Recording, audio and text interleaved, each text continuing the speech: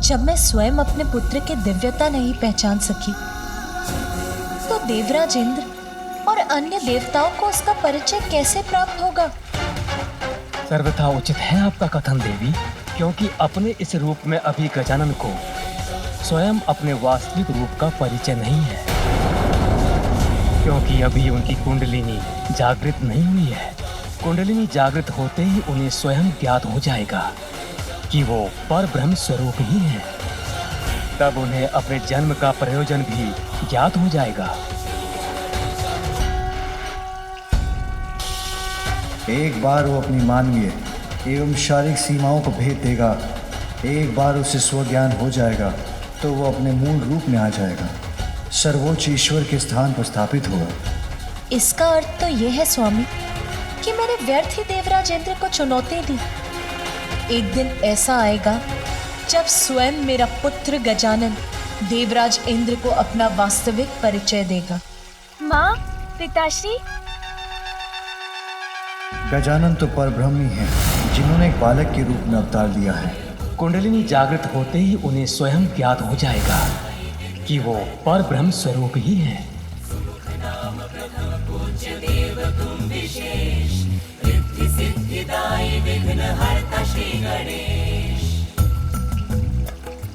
मुझे आप सभी की दृष्टि से ओझल हुए इतना समय हो गया और आप में से किसी ने भी ध्यान नहीं दिया। यदि मुझे कुछ हो जाता तो?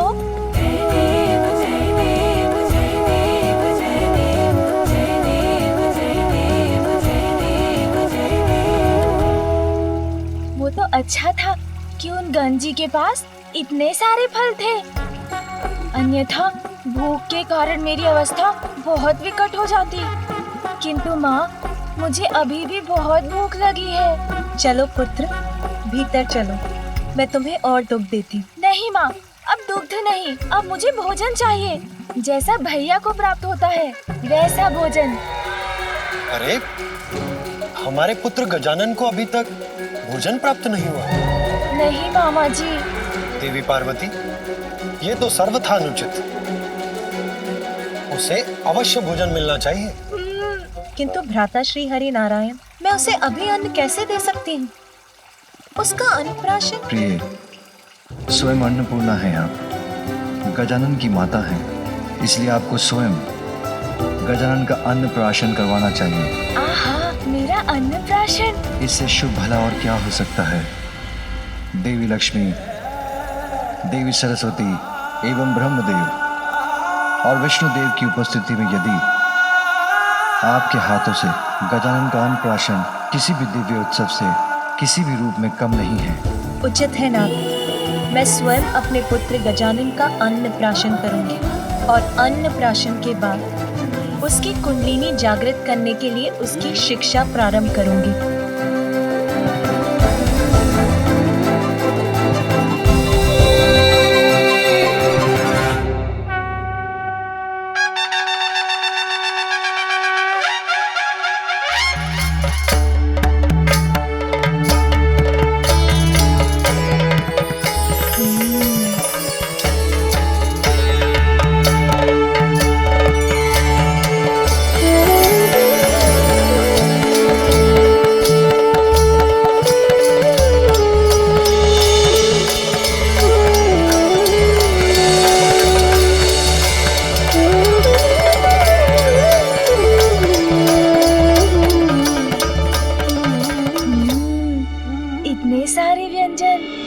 आज तो सब खाऊंगा। अब हम गजानन का अन्नप्राशन संस्कार प्रारंभ करते हैं।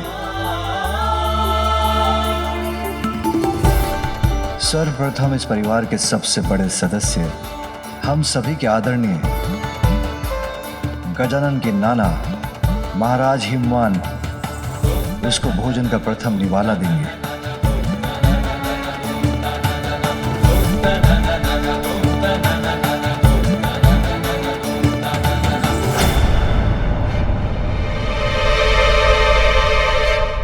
रुकिए,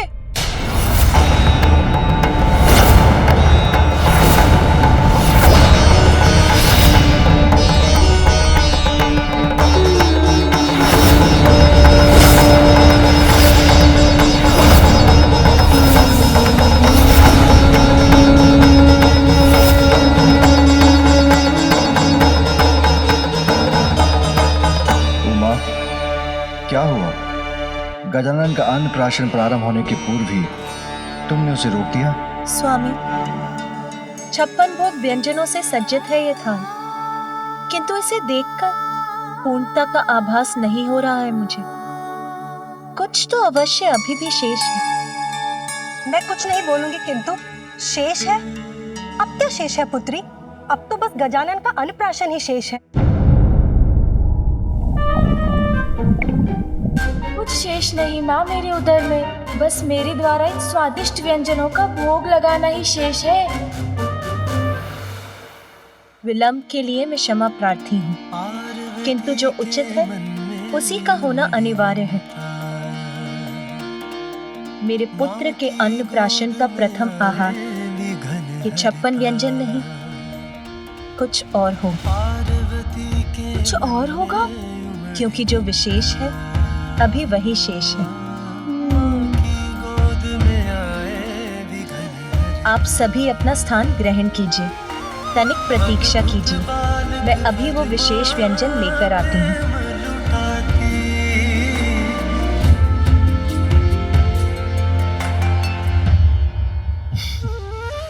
पुत्र गजानन, प्रतीक्षा तो तुम्हें भी करनी होगी, और प्रतीक्षा का फल सदैव मीठा होता है।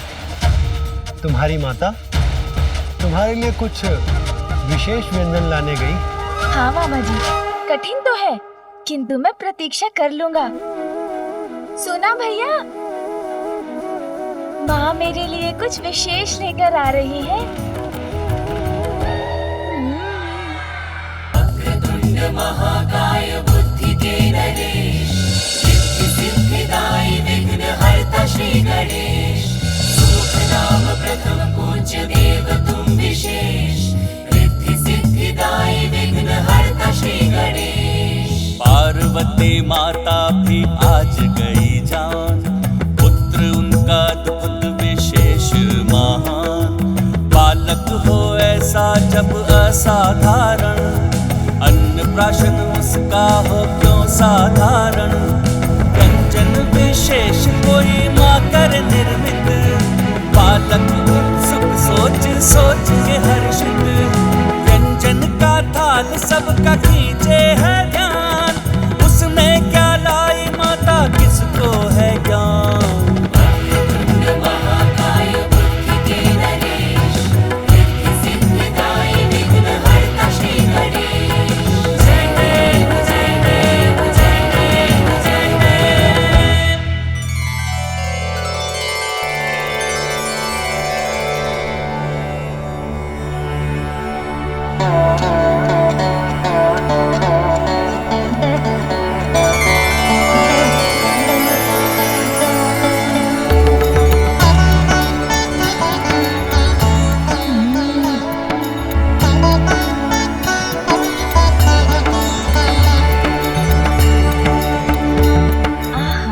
कितना सुंदर है ये, अवश्य बहुत स्वादिष्ट भी होगा।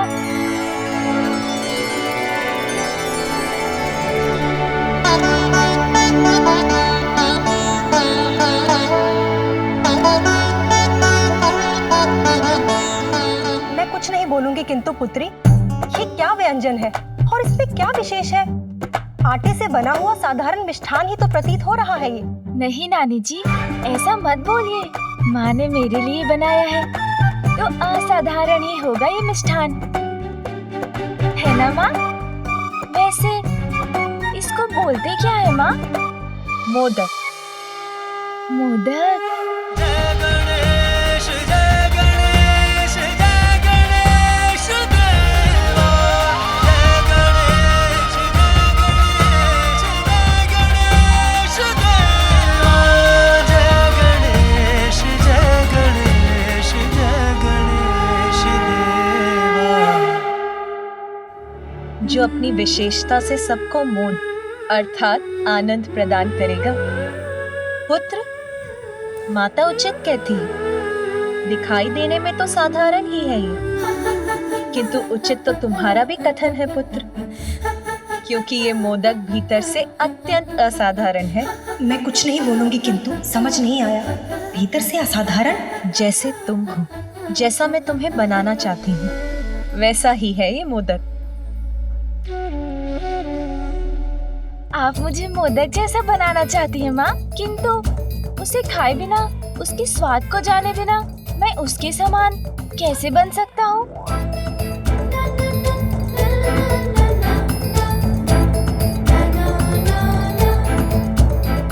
माँ, मैं ये मोदक खा लूँ ना? अवश्य पुत्र। गजानन का अन्नप्राशन मोदक से ही प्रारंभ होगा।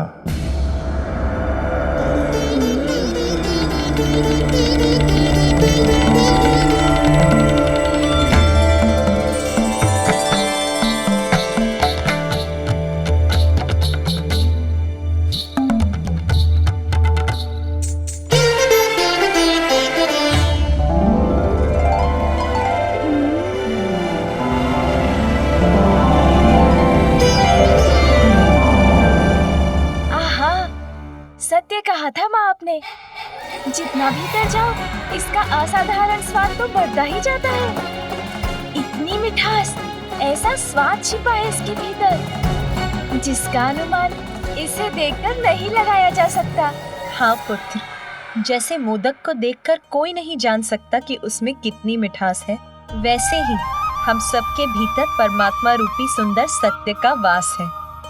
किंतु मोह माया में लिप्त होने के कारण हम उसकी सुंदरता उनको नहीं जान पाते। उनका परिचय तो मोह माया त्याग कर ही प्राप्त होता है, समझे? हाँ माँ।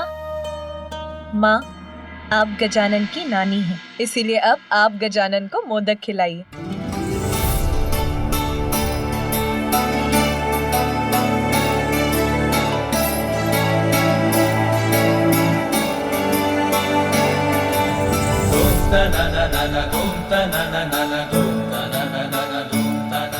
आनंद आ गया माँ, बहुत स्वादिष्ट है मोदक। किंतु माँ, ये मोह माया क्या होता है जिसे त्यागना इतना आवश्यक है? हाँ माँ, और इस मोह माया से छुटकारा पाने का उपाय भी बताइए ना। हाँ पुत्र, आत्मा परमात्मा का ही तो अंश है। अच्छे कर्म से ही परमात्मा को पाया जा सकता है। यही तो जीवन का परम उद्देश्य है। किंतु सांसारिक सुखों की लालसा, निज स्वार्थ और इच्छाओं के माया जाल से भ्रमित होकर सभी जीव उन परमात्मा को ही भुला बैठे हैं। तो फिर इस परम उद्देश्य को प्राप्त करने के लिए हमें क्या करना चाहिए माँ? पुत्र, सत्य की साधना, माया को भेदने वालों की समस्त शक्तियाँ और कुंडलिनियाँ जागृत हो उठती हैं और उन्हें अपने भीतर बसी परमात्मा की शक्ति और उनकी सुंदरता से परिचय कराती हैं। वैसे ही पुत्र, जैसे मोदक के भीतर का स्वाद लेने पर ही इसकी वास्तविक मिठास का आनंद प्राप्त होता है। स्वामी, अब आप गजानन को मोदक खिलाइए।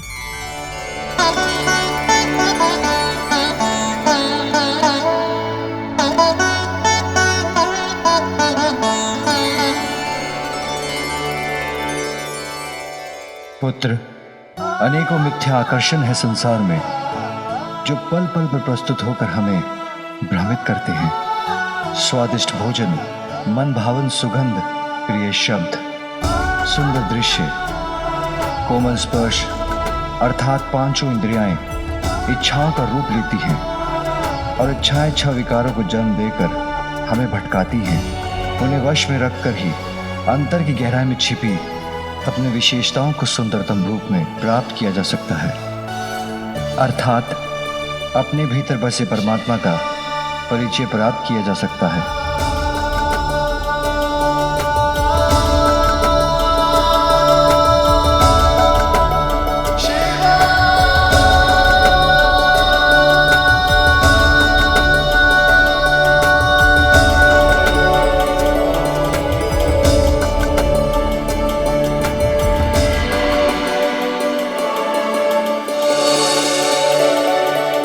अपनी अंतरात्मा में झांककर अपने अवगुणों को दूर करना, बुराई का मार्ग त्याग कर अच्छाई के मार्ग पर चलना, गुणों को निखारना, परमात्मा से मिलन के अपने परम उद्देश्य पर स्थिर रहना, अपने भीतर छिपी सुंदरता से संपूर्ण जगत को आनंदित करना।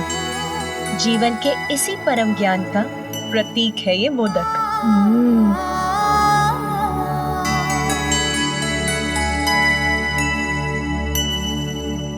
अन्नपूर्णा, अब आप भी तो अपने हाथों से अपने पुत्र को मोदक खिलाएं।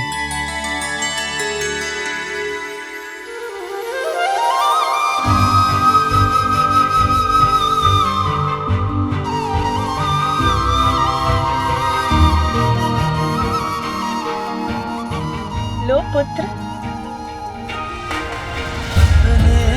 आशीष का मोदक खिलाती प्रथम देवी पार्वती, जीवन के सर्वोच्च ज्ञान के प्रतीक मोदक की आकृति भी कितनी विशेष है ना।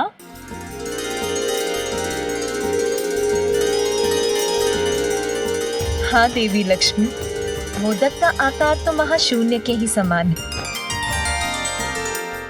माँ, मुझे कुछ समझ में नहीं आया। ये महाशून्य क्या होता है?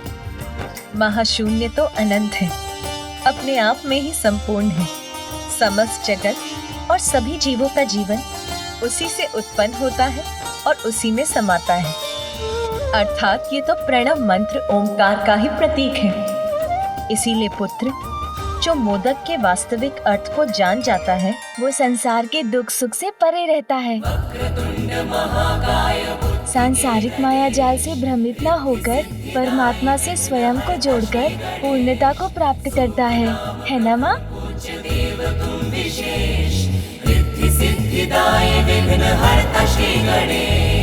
बालक का भाल जो स्पर्श की उमा, शक्ति के ज्ञान से बालक हुआ युक्ता।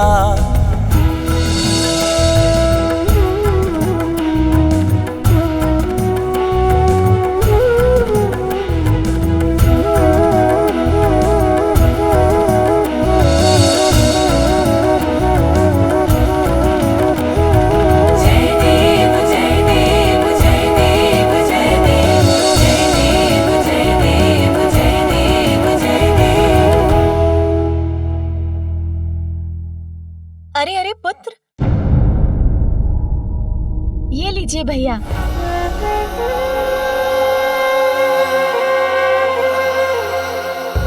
माता, ये मोदक का ही प्रभाव है जो गजानन अपना भोजन मुझसे बांटना सीख गया।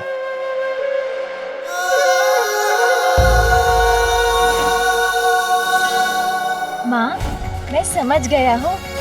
कोई कितना भी साधारण क्यों ना दिखाई दे, यदि वो अपने भीतर बसे परमात्मा का परिचय पाकर अपने गुणों को निखार ले, तो वो असाधारण हो जाता है।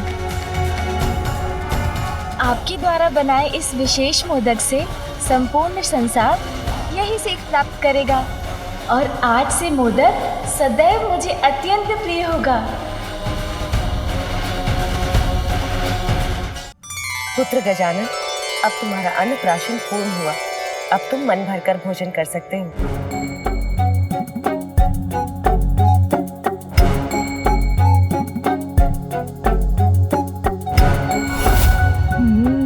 आज तो मन भरकर भोजन करूंगा।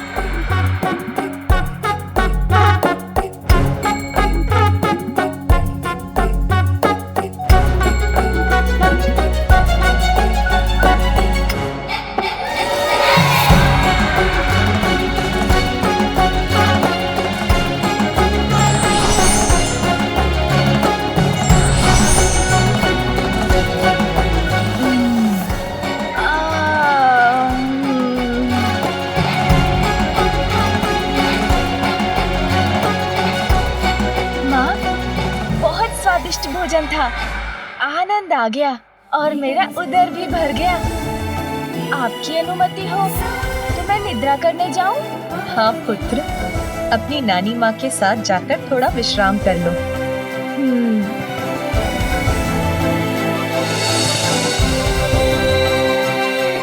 आज विश्राम कर लो पुत्र, क्योंकि कल से तुम्हें श्रम जो करना होगा। कठोर तप कर शक्ति और दिव्यता की साधना करनी होगी।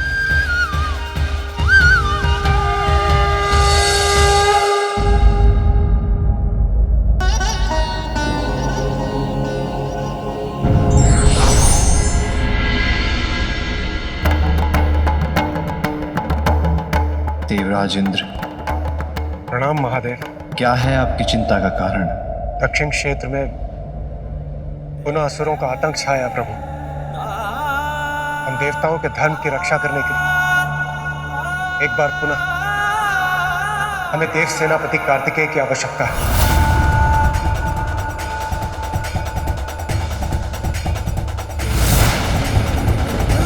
अभी तो मैंने अपने लाल को ठीक से अपने हृदय से भी नहीं लगाया। कहीं नहीं जाने दूंगी मैं अपने पुत्र को। अपने पुत्र को अपने से विलग नहीं होने दूंगी और आपको भी ऐसा नहीं करने दूंगी। कार्तिकेय का यहाँ से जाना देवी पार्वती कदापि स्वीकार नहीं करेंगी।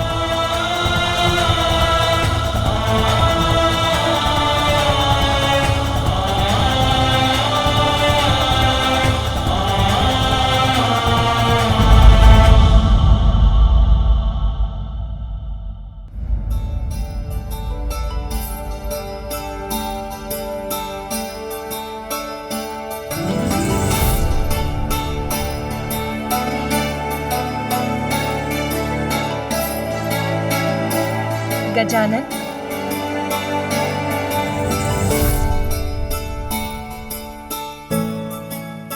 उठो पुत्र गजानन।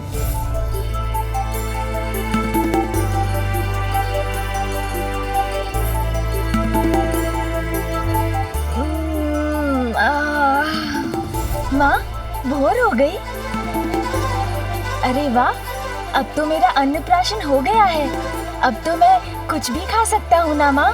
नहीं पुत्र, साधना करने वाले साधक का ध्यान भोजन, निद्रा और क्रीड़ा पर नहीं, अपितु मात्र अपनी साधना पर ही केंद्रित रहना चाहिए। साधना? कैसी साधना माँ? पंचाग्नि तप, अर्थात अत्यंत कठोर साधना करनी है तुम्हें और उसका प्रारंभ आज से ही होगा पुत्र, जिसके लिए तुम्हें इस पूजा के योग्य बनना होगा पुत्र। प्रातः काल उठकर स्नान कर पूजा स्थल पर पहुंचकर भगवान को भोग लगाकर पूजा प्रारंभ करनी होगी पुत्र। जाओ पुत्र, स्नान करके आओ। उसके बाद मैं तुम्हें भवन से दूर तुम्हारे तप स्थल पर लेकर चलूंगी। हमारे भवन से दूर माँ? हाँ। अच्छा।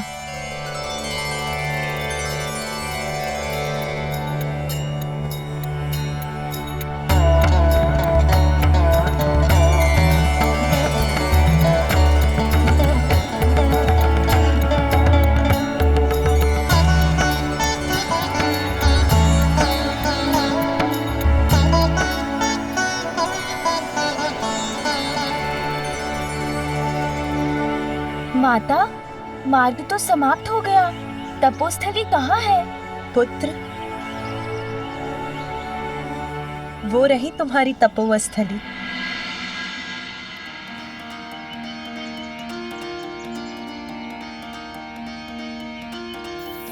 पार्वती के मन में उमड़ी ममता, माँ की गोद में आए विघन हरता। पार्वती के मन में उमड़ी ममता, माँ की गोद में आए विघन हरता। अद्भुत बालक पर माँ प्रेम लुटाती, प्रथम देवता जग में उसे बनाती। हाँ, प्रथम देवता जग में उसे बनाती।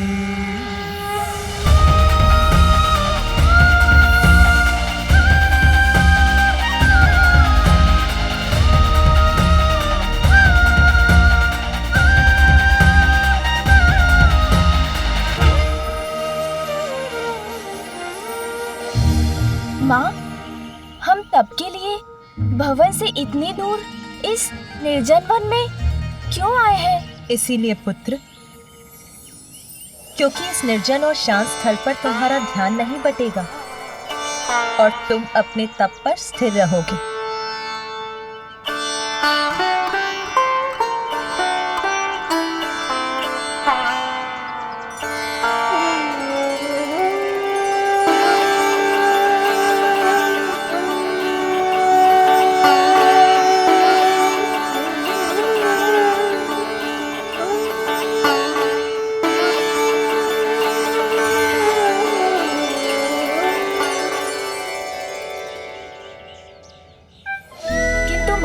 पंचाग्नि तप क्या होता है? इसका क्या महत्व है?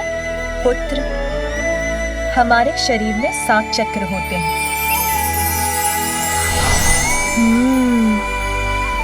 पृथ्वी से जोड़ने वाला मूलाधार, हमें सृजन की शक्ति प्रदान करने वाला और आनंद का स्रोत स्वादिष्ठान, हमारे आत्मबल, आत्मविश्वास और बुद्धि का स्रोत मणिपूरक, प्रेम, संवेदनशीलता और करुणा का स्रोत अनाहत, हमारे जीवन में सत्य के स्वर को प्रबल बनाने वाला विशुद्धि, सहज ज्ञान, अंतर्दृष्टि का केंद्र अजना और सहस्त्रार विशुद्ध पावन चेतना का स्रोत। कुंडलिनी वो शक्ति, वो ऊर्जा है जो हमारी रीढ़ के आधार स्थान पर स्थित रहती है। तप और ध्यान के प्रभाव से ये कुंडलिनी शक्ति जागृत होकर सभी चक्रों से होते हुए ऊपर की ओर बढ़ती है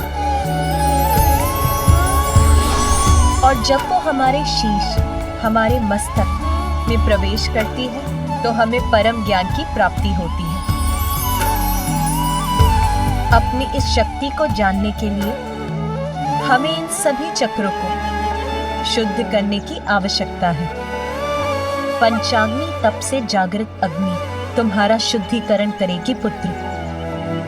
इस दीपक की लौ पर अपना ध्यान केंद्रित कर तुम अपना तप आरंभ करोगे पुत्र। तुम्हारे ध्यान की गहराई में उतरते ही इस दीपक की अग्नि से तुम्हारे चारों ओर पंचाग्नि को प्रज्वलित करेगी और यही तुम्हारे समस्त चक्रों के शुद्धिकरण का संकेत होगा और फिर तुम्हें सर्वोच्च आत्मज्ञान की प्राप्ति होगी।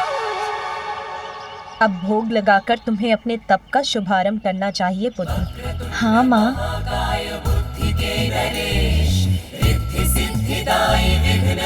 श्री गणेश सुमुख नाम प्रथम पूज्य देव तुम विशेष, रिद्धि सिद्धिदायी विघ्न हरता श्री गणेश। अब पद्मासन में बैठकर अपना समूचा ध्यान इस दीपक की लौ पर केंद्रित करो।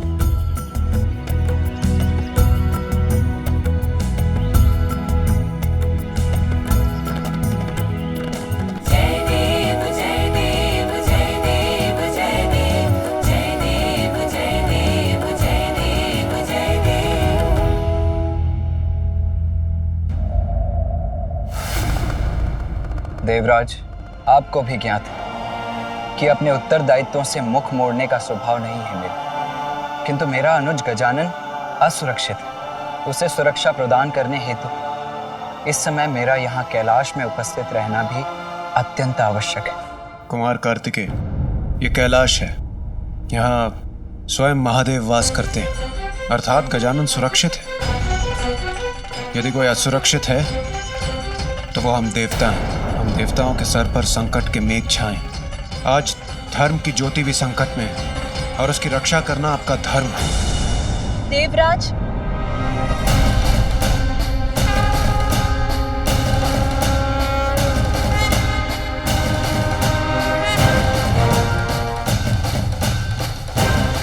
मात्र माता पार्वती और भोलेनाथ का पुत्र होने कारण हम उन्हें वो पद प्रदान कर दे जिस पद की योग्यता प्रमाणित करने के लिए उन्होंने अब तक कुछ भी नहीं किया।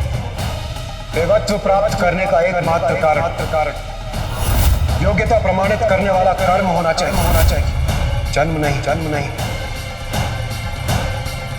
प्रणाम माता।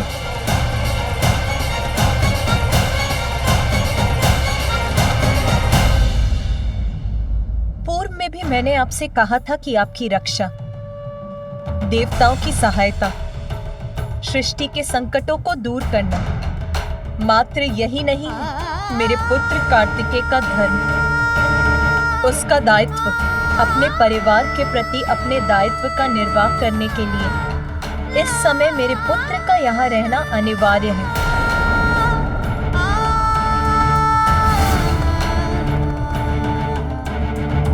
प्रभु, मैं तो केवल निवेदन ही कर सकता हूँ। निर्णय तो आप ही को लेना है। और मैं आपके परिवार में हस्तक्षेप करने की दृष्टता भी नहीं कर सकता। किंतु प्रभु, आज संकट मुख खोलकर खड़ा है। उसे नष्ट करने के लिए देव सेनापति होने के नाते कुमार कार्तिकेय का दक्षिणी छोर पर होना अति आवश्यक है प्रभु। इंद्रदेव, मेरा छोटा पुत्र कार्तिकेय का अनुज गजानन एक अत्यंत कठिन तप का प्रारंभ कर रहा है आज। उसके लिए मुझे अपने पुत्र कार्तिकेय की यहाँ आवश्यकता है। तो तप कर रहा है गजानन, अर्थात माता पार्वती अपने प्राण को भूली नहीं है। यदि गजानन इस तप में शक्तिशाली हो गया तो ज्ञात नहीं वो कितना समर्थ हो जाए। तप के पश्चात तो वो कदाचित मुझे ही देवराज के पद से हटाकर स्वयं मेरा स्थान में ले ले। नहीं, मैं ये कदाचित नहीं होने दूंगा। प्रिय, तब से तुम गजानन को सबल समर्थ क्यों बना रही हो? इसीलिए ना कि वो आत्मनिर्भर हो सके, सब जगत का कल्याण कर सके, लोक कल्याण का हेतु बन सके। तनिक विचार करो उमा, तुम्हारा पुत्र कार्तिकेय तो तुम्हारी शक्ति पाकर पूर्व से ही सर्व समर्थ है। वो अपनी रक्षा करने के साथ साथ वो सज्जनों की रक्षा करने में भी सक्षम है, और वही उसका धर्म है ना? पुत्र, तुम ही कहो, तुम्हारा कर्तव्य कहाँ है, यहाँ या दक्षिण में?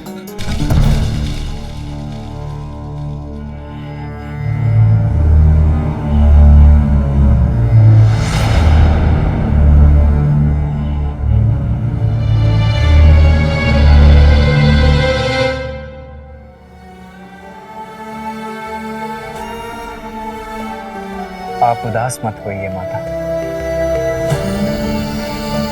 पिताश्री का संकेत उचित है।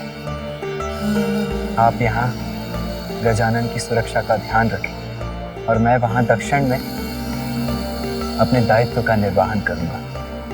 किंतु जब भी आपको मेरी आवश्यकता होगी मैं यहाँ उपस्थित हो जाऊँगा। क्या आप मुझे जाने की अनुमति देंगी?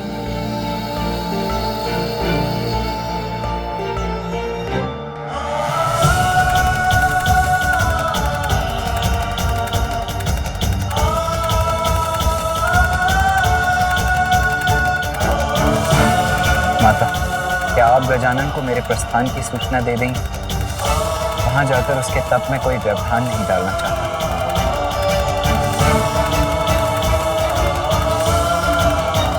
जाओ पुत्र।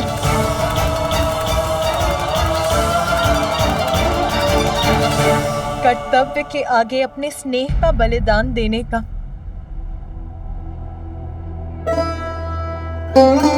अपने हृदय को कठोर बनाकर तुम्हें विदा करने का अभ्यास हो गया है मुझे।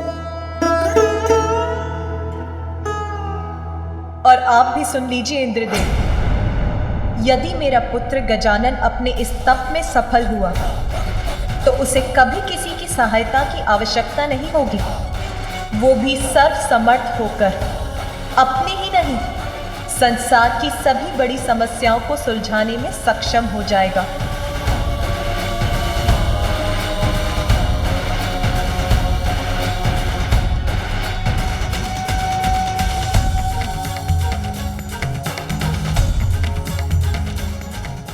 मंगलकर्ता स्वामी श्री मंगलमूर्ति, जन जन पूजे होती कामना पूर्ति। जय देव जय देव, चिन्हरण सुखदायक देव गणराया, वांछित फल पाया जो चरणों में आया। जय देव जय देव।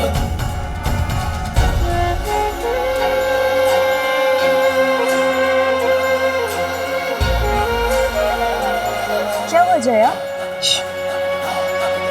इतनी ऊंचे स्वर में वार्तालाप करने की कोई आवश्यकता नहीं है जया। मैं अभी कैलाश में थी तो सुना कि कुमार कार्तिकेय दक्षिण की ओर जा रहे हैं। भैया जा रहे हैं मौसी, किंतु क्यों? अभी तो मैंने उनके साथ क्रीड़ा का आनंद भी नहीं लिया। अरे तुम इतने दुखी मत हो पुत्र गजानन। देखो ना, कुमार कार्तिकेय यहाँ नहीं रहेंगे तो माता अपना संपूर्ण स्नेह तुम्ही पर तो निछावर करेंगी। फिर वो जितना भी स्वादिष्ट भोजन पकाएंगी वो सभी अकेले तुम्ही को तो प्राप्त होगा। तुम्हें तो आनंद आ जाएगा ना। भोजन?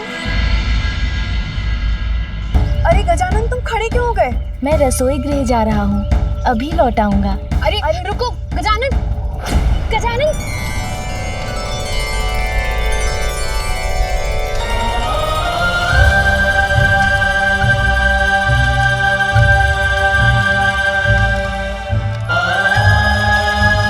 क्या चाहिए तुम्हें?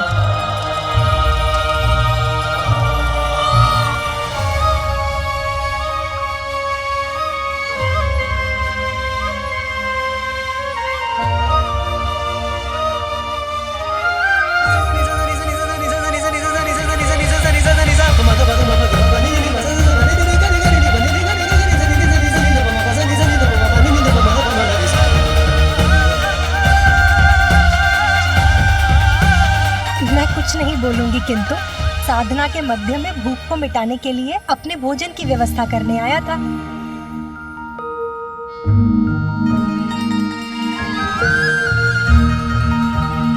भैया, मैं आपके वाहन से भेंट कर सकता हूँ?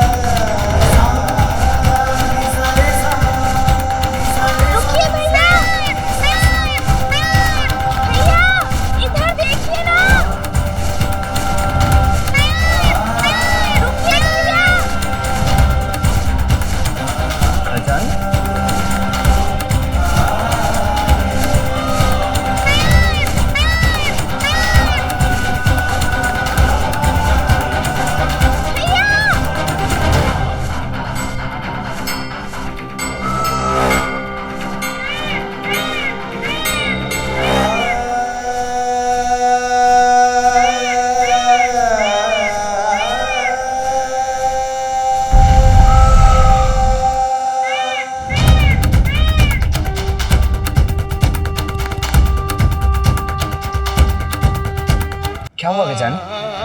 तुम दौड़ क्यों रहे थे? मुझे क्यों रोका? सब सकुशल तो है ना? इतनी बार कहा है तुम कि भवन से इतनी दूर अकेले मत निकला करो, कहा है ना? फिर माता को पता है तुम यहाँ हो? ये क्या है? भोजन आपके लिए, माँ के हाथों का बनाया हुआ भोजन। आपको अत्यंत प्रिय है ना माँ के हाथों का बनाया हुआ भोजन? ये लीजिए, जब मन हो तब खा लीजिएगा।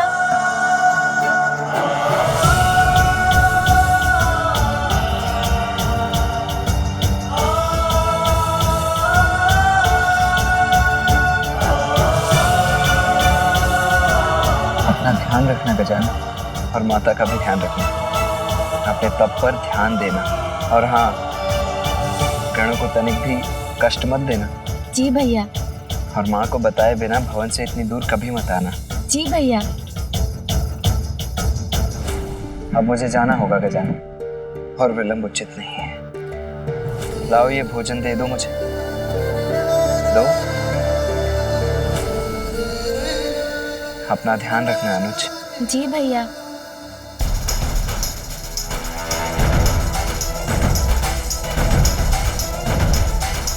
आपका जाना मुझे तनिक भी अच्छा नहीं लग रहा भैया, किंतु आपको रोक भी तो नहीं सकता ना।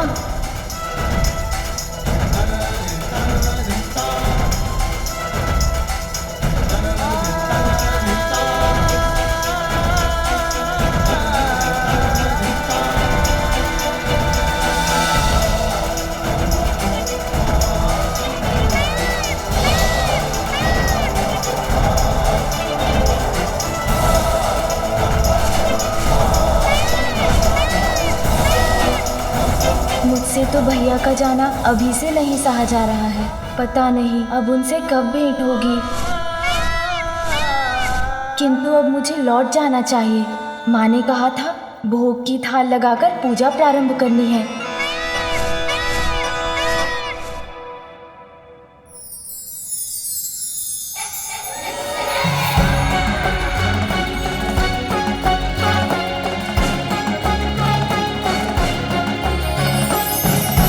अरे वाह, कितनी सुंदर तितली है।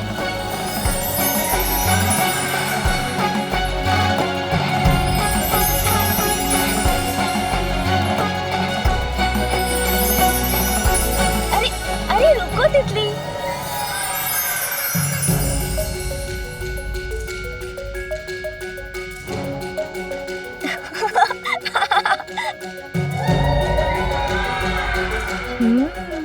विश्राम कर रही हो तुम? अवश्य पकड़ लूंगा इस बार तुम्हें।